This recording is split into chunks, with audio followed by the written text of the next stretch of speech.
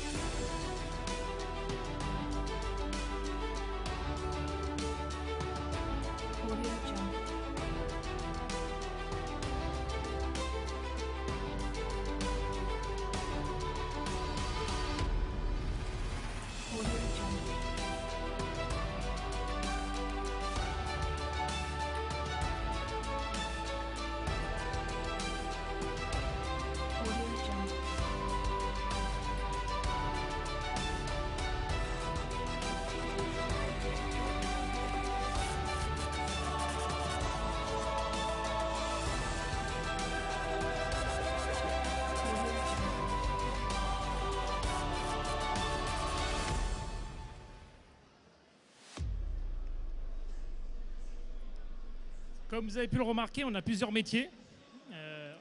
On conçoit, on vend, on commercialise, on installe, on réalise des solutions d'équipement pour l'entrepôt. On est aussi éditeur de logiciels pour piloter l'entrepôt, parce que la mécanisation sans logiciel, ça marche moins bien.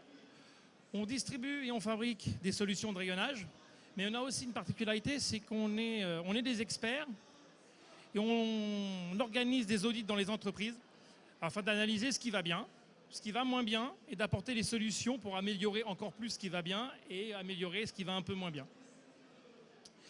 Dans nos secteurs d'activité, la distribution pharmaceutique représente 16% de notre activité. Bon, vous avez un exemple à peu près de l'ensemble des acteurs avec lesquels on travaille. Il y a des grands noms, il y a des noms un peu plus petits. Donc on travaille avec des grands groupes, des PME, voire même certaines TPE. Alors, qu'est-ce qu'un entrepôt logistique? Pour répondre à cette question, c'est très simple. Le schéma ici explique clairement. La préparation de commandes dans l'entrepôt demande plusieurs réglages à tous les niveaux, de la réception à l'expédition, en passant par le stockage. Une fois qu'on a réceptionné la marchandise, c'est comment on le stocke, comment après on prépare les commandes, comment on les lance, comment on les emballe, et comment on les expédie. Au niveau de la préparation de commande, il y a plusieurs solutions, plusieurs types, plusieurs typologies qui peuvent s'adapter à toutes les entreprises. On a la préparation manuelle, aujourd'hui, qui est encore beaucoup en vigueur à peu près dans tous les pays du monde. La préparation manuelle assistée, la préparation mécanisée et la préparation automatisée. La préparation manuelle, le prérequis, de toute façon, faut un système d'exploitation, un ERP, pour pouvoir piloter au moins et gérer l'entrepôt. Néanmoins, on va constater, avec notre expérience, les différentes faiblesses de la préparation de commande. C'est que bien souvent, les opérateurs s'entrecroisent, se choquent, font beaucoup de déplacements dans l'entrepôt. En moyenne, ils font entre 7 et 14 km par jour. D'accord ? Et on constate une démultiplication des taux d'erreur. Ce qu'on constate aussi, c'est que d'un point de vue management, on n'a pas une visibilité suffisante sur le processus. On a un manque de productivité. On a du mal à localiser les produits dans l'entrepôt. La traçabilité des produits n'est pas toujours efficiente. On a des erreurs de prélèvement importantes. On constate que le coût par ligne des commandes est élevé, parce qu'il faut beaucoup plus d'opérateurs pour faire un certain nombre de commandes.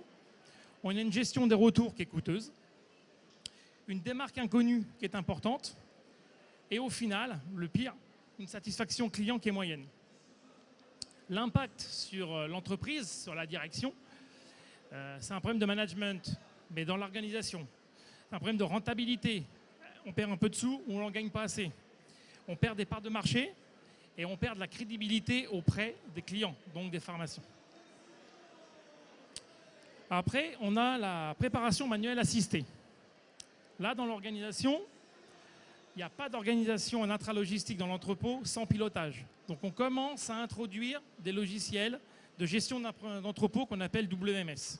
C'est la première étape de la mécanisation pour une entreprise.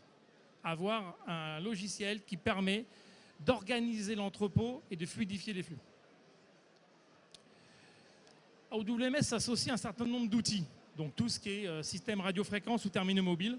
Alors, il y en a X sortes, on ne va pas les détailler aujourd'hui, mais l'avantage, c'est qu'on gagne en qualité de picking. On a une réduction du taux d'erreur. Le coût d'investissement est proportionnel au nombre d'opérateurs.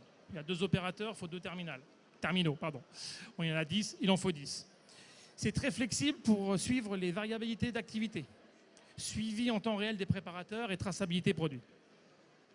Si on va un petit peu plus loin dans le processus avec un WMS, on peut avoir des chariots de préparation de commandes pilotés par WMS. L'avantage, c'est qu'on peut traiter jusqu'à 10 commandes simultanées pour la même zone et le même opérateur. Et puis si on va encore plus loin, on va faciliter la tâche de l'opérateur avec des systèmes pick to light. Donc ce sont des LED lumineuses, comme vous voyez, qui indiquent à l'opérateur là où il doit les prélever, la quantité qu'il doit prélever.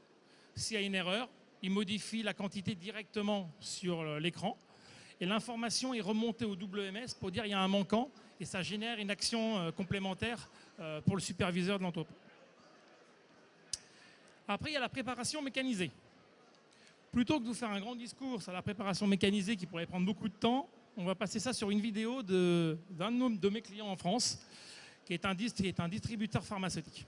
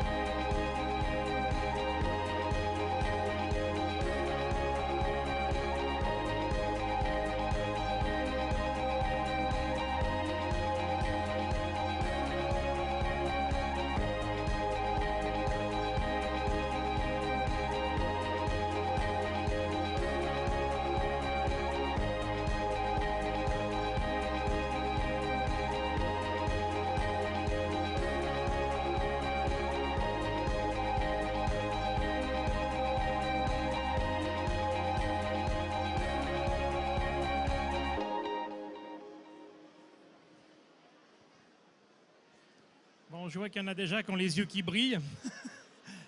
Ça viendra bientôt chez vous, vous inquiétez pas. Ce qui est intéressant, c'est que sur cette vidéo, vous pouvez constater qu'on peut voir tout ce qui peut se passer dans un entrepôt en préparation de commandes pharmaceutiques. Que ce soit du manuel, que ce soit de l'automatisme, il reste encore dans l'automatisation un peu de poste manuel. Que ce soit en température dirigée ou que ce soit dans le sec, toutes les solutions sont abordables. Justement, pour un petit peu aborder le sujet, on va partir sur un cas, une étude qui a été réalisée. Donc j'appelle Amine Mesli à me rejoindre. Bonjour tout le monde, bonjour mesdames et messieurs. Merci Olivier de me donner l'opportunité de parler par rapport à travail qu'on a fait ensemble les 4 derniers mois. Donc je me présente, je m'appelle M. Mohamed Amin, je suis fondateur, président, directeur général d'IMPSA, Société de distribution de produits pharmaceutiques. Comme tout distributeur, aujourd'hui on va parler principalement de logistique. Et l'une des contraintes les plus importantes dans la logistique des produits dans la distribution de produits pharmaceutiques, c'est la gestion de toute la chaîne logistique. Par rapport à la gestion de la chaîne logistique, notre petite expérience à nous chez IMPSA, c'est qu'on a essayé, au fur et à mesure de l'avancement de l'entreprise, de mettre en place des procédures et des process pour maîtriser de bout en bout l'ensemble des process de la réception de produits jusqu'à l'expédition finale vers le pharmacien d'officine. Il s'avère que nous avons rencontré durant nos 8 années de travail beaucoup de problématiques pour essayer d'adapter et de régler l'ensemble des contraintes liées à la logistique pharmaceutique. Et clairement, en tant que distributeur, nous n'avons pas les équipements nécessaires ou les compétences nécessaires ou les moyens nécessaires pour pouvoir faire les choses correctement. Quand on s'est posé la question et on voulait voir qu'est-ce qui se passait un peu partout dans le monde et comment font les distributeurs un peu partout pour régler leurs problèmes de logistique pharmaceutique, nous avons découvert qu'il y a des intégrateurs qui fournissent des solutions de bout en bout qui permettent à des entreprises comme nous, évoluant par exemple dans la distribution, d'avoir des solutions pour gérer au mieux l'ensemble de leur chaîne logistique. Donc, en 2014, on a commencé à prospecter, à voir un petit peu les foires en France, en Allemagne. Et on a rencontré beaucoup d'intégrateurs qui proposaient des solutions qui étaient très innovantes. La plus grande problématique, notre plus grande problématique à l'époque, c'était que les intégrateurs qui proposaient ces solutions-là n'étaient pas présents en Algérie. Donc il fallait travailler avec eux à distance. Et surtout, comme vous le savez très bien, quand on achète une solution comme celle-là, quand on fait un investissement aussi important pour avoir une solution comme ça, la question du service après-vente se pose et de l'accompagnement pour pouvoir donc faire fonctionner la solution et surtout pour l'adapter au fur et à mesure de l'évolution de l'activité. D'où le choix. C'est pour ça que IMPSA, à un certain moment, a fait le choix de travailler avec Savoy parce que vraiment, on a été rassuré par rapport à la qualité des solutions qu'il proposait. Savoy a proposé de nous accompagner de bout en bout avec un WMS pour la gestion de nos stocks, avec une solution qui va gérer l'ensemble de la préparation de commandes. Et cette solution allait nous permettre de vraiment pouvoir offrir un service à valeur ajoutée pour nos clients. La solution en réalité,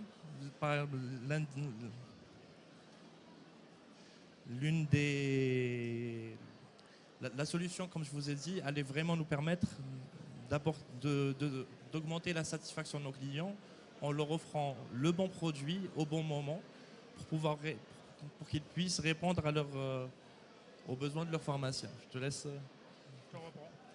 Donc oui, effectivement, quand on s'est rencontré avec Amine au mois d'octobre, tout ne s'est pas fait comme ça sur un trait de crayon sur une table. Il a fallu qu'on vienne dans l'entreprise, regarder ce qui se passait, comment ça se passait. Et au final, pour dimensionner une préparation de commande, en tout cas une solution logistique, il faut quand même identifier le type de système mécanisé qu'il faut mettre et le type de logiciel qu'il faut implémenter.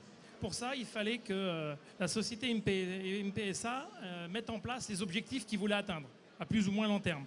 Donc augmenter le taux de service client, optimiser la fiabilité des stocks, prévoir une augmentation des flux, augmenter la productivité des opérateurs, réduire les mouvements dans l'entrepôt, diminuer le taux d'erreur dans les livraisons, améliorer la traçabilité, donc la sécurisation du flux, privilégier aussi la qualité de la préparation et la réduction des délais de livraison, développer un avantage concurrentiel par rapport aux autres secteurs, mais surtout, le plus important, satisfaire les clients. Mais au-delà du client, qui est l'officine et le pharmacien, c'est aussi le patient final. Si le distributeur est bon, le pharmacien a son médicament et il satisfait son propre client. Pour cela, je ne vous ai pas tout développé parce que l'analyse était très longue, mais on a fait un focus ou un zoom sur plusieurs éléments. Donc là, c'est le zoom sur la réception de marchandises, qui est un élément crucial dans la gestion d'un entrepôt. C'est comment organiser la réception de marchandises, la planification, le déchargement, comment on décharge, camion à ion, pas à ion, quai, la réception administrative, comment elle se fait, manuelle, informatisée, la réception physique, comment on l'organise, comment elle se fait, dans quel endroit, le contrôle qualité de la même façon, la stratégie de rangement, c'est où est-ce qu'on met les palettes, où est-ce qu'on met les colis complets, où est-ce qu'on met les produits détails, etc., etc. Où est-ce qu'on positionne les psychotropes, les produits chers, en général dans une zone fermée ou dans une zone prison, et tous les produits type vaccin dans des ambiances à température dirigée. Et éventuellement le cross-docking. Il peut arriver qu'un distributeur reçoit des palettes ou des colis qui vont repartir tout de suite de l'entrepôt sans avoir besoin de passer complètement tous les flux, toutes les zones. Après, on a fait le zoom sur la préparation de commande. Comment organiser la préparation de commande? Qu'est-ce qu'on veut? Précolisage. Précolisage, ça veut dire quel est le nombre de cartons qu'il faut que j'utilise pour mettre le volume de produits que je vais expédier, plutôt que de le faire à tâtons. Comment on ordonnance tout ça? Comment on prépare le lancement? Est-ce que c'est un lancement manuel, un lancement automatique? Tous les éléments n'apportent pas les mêmes solutions, les mêmes problématiques. Quand on en est là, on fait des simulations, ce qui permet de valider entre le niveau de stock que l'on a et les commandes, si la solution, une simulation, c'est une vidéo 3D qui permet de valider déjà un peu en amont tout ce qu'on est en train de faire. Après, ça nécessite d'identifier le nombre de ressources qu'on va avoir, le nombre d'opérateurs, les types de préparation qu'on va devoir faire, est-ce qu'on les fait en rayonnage à étagère, en picking, sur palette ou autre, les différents modes de préparation, soit en gare, soit en ramasse, etc. Et les moyens de préparation, terminaux RF comme on en a parlé tout à l'heure, voice picking, pick-to-light ou encore papier s'il est nécessaire. Après, c'est comment on range les références. Bon, en général, on met les références à forte rotation dans des dynamiques colis. Les références à très très forte rotation, on peut les laisser sur palette ou dynamique palette s'il y a un niveau de stock important à tenir. Les références moyennes et faible rotation sur des rayonnages à étagères. Et les références spécifiques, on va dire en frigo, pour faire simple, et tous les produits psychotropes et chers dans une zone sécurisée. Pareil, il a fallu faire un choix sur les colis. La typologie des colis. Est-ce qu'on est en carton? Quelle typologie de carton? La barquette, la caisse américaine qui se ferme ou le bac. Et puis aussi, imaginez comment on va transporter les produits à température dirigée. Bac isotherme ou enveloppe isotherme. Quand on a discuté sur les cartons, en tout cas sur les colis, il faut qu'on imagine comment on va les former, comment on va les former et les fermer. Donc plusieurs possibilités, le manuel, le semi-automatique ou le totalement automatique. Vous l'avez vu sur la vidéo de notre client CSP, les cartons se forment tout seuls et se ferment tout seuls. Et voilà, au bout d'un moment, lorsqu'on a analysé tout ça, comment on en finit à sortir un plan en 3D. Donc un plan qui s'intègre dans l'environnement avec toutes les contraintes bâtiments qui existent, les hauteurs, largeur, poteaux, il y a souvent beaucoup de poteaux dont il faut dévier le parcours pour ne pas être dedans. Si on fait un petit point sur le plan lui-même, on va dire en version PDF à plat, il y a 8 éléments clés importants. C'est le lancement automatique, le numéro 1, l'étiqueteuse automatique, toute la partie convoyage, la garde de contrôle, et les dépôts de documents en 5, la fermeture en 6, les antennes de tri pour aller dans les différentes zones, et la zone 8 qui est la zone sécurisée. Et maintenant, pour finir, on va parler de préparation automatisée. Là, c'est le high level de ce qui peut se faire en préparation de commande. Pour ce faire, on l'a fait sous forme d'une vidéo avec un de nos clients qui exprime comment ça se passait avant et comment ça s'est passé, ça se passe maintenant et après. Donc c'est une vidéo qu'on a montée pour un événement ensemble, donc vous en avez la primeur aujourd'hui.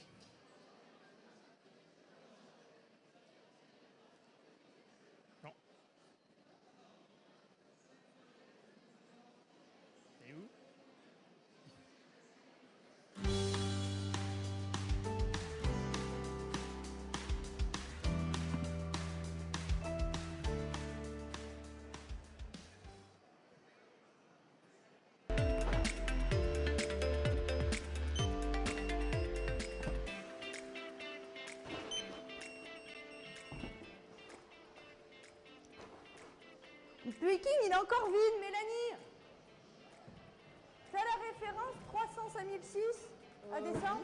Oui, 2 minutes, je vais te la descendre, je peux pas être partout, chaque chose en son temps. Déjà, je peux pas passer, il y a des palettes partout. Vous m'enlèverez vos palettes parce que je peux pas passer. Bah ouais, mais moi non plus, j'ai pas de place, je sais pas où mettre mes palettes et je sais pas comment faire. Ça n'avance pas, les filles. Vous m'avez fait que 150 lignes par jour, je suis pas satisfaite. Quoi? Mais on n'arrête pas depuis ce matin, je fais 10 km. Peut-être, mais c'est encore insuffisant. Il y a encore plein de commandes à livrer. On fait quoi? Bonjour les filles. Salut. Je pense que je vais me faire détester. Je suis désolée, sincèrement désolée. J'ai 20 commandes qui doivent impérativement partir demain. Je n'ai pas le choix. Et ben voilà les filles, demain on attaque à 5 h, on commande 5 intérimaires et puis voilà. Alors ce qu'il faut noter dans la problématique, c'est le manque de place qu'avait l'entreprise. L'espace pour la préparation de commandes qui était très réduite, c'était 700 mètres carrés. Et maintenant, c'est ce qu'ils ont réalisé.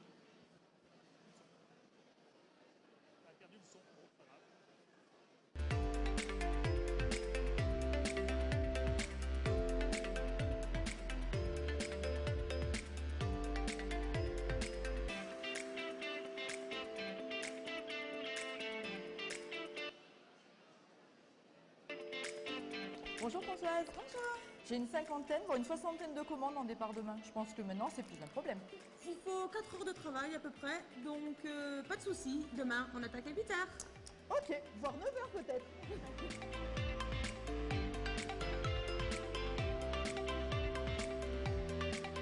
C'est impeccable maintenant les pickings bien remplis tout le temps. Ah oui, moi j'ai pas de palette au milieu, moi je vais beaucoup plus vite, c'est tellement pratique. Et puis les allées sont propres. Il n'y a pas de palette qui L'organisation, traîne. Là c'est impeccable. C'est vrai, on a une super organisation. On a voulu, hein. On l'a eu. Bon À tout à courage. l'heure. Ouais, toi aussi. Bye bye. Hello, j'ai terminé le réappro. Ah nickel, Et toi, ça se passe bien? oui ça va. Dire qu'avant je faisais 150 lignes par jour, maintenant j'en fais 350 par heure. Trop bien. Ah ouais, donc ça va beaucoup plus vite Ah ouais, maintenant. en plus je marche plus du tout. Ah, c'est nickel ça. Génial. Avant je marchais 10 km par jour, maintenant ce sont les navettes qui font 18 km par heure. Ah ouais, c'est cool. Ouais, trop bien. Bon, allez, à tout à l'heure. À tout à l'heure.